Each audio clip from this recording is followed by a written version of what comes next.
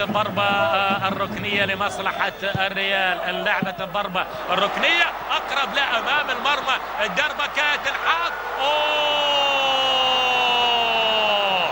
جول التعادل لريال مدريد.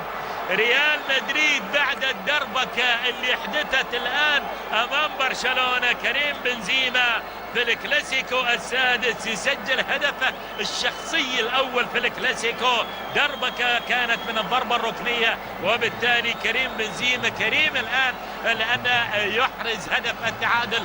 لاحظ الدربكة، الكرة في الأخير لعبت بهذا الشكل. شوف الضربة الركنية، كاكا بهذا الشكل لعبت واصطدت في شافي، وفي الأخير وصلت إلى كريم بنزيما، وبنزيما يحرز هدف التعادل لمصلحة ريال مدريد.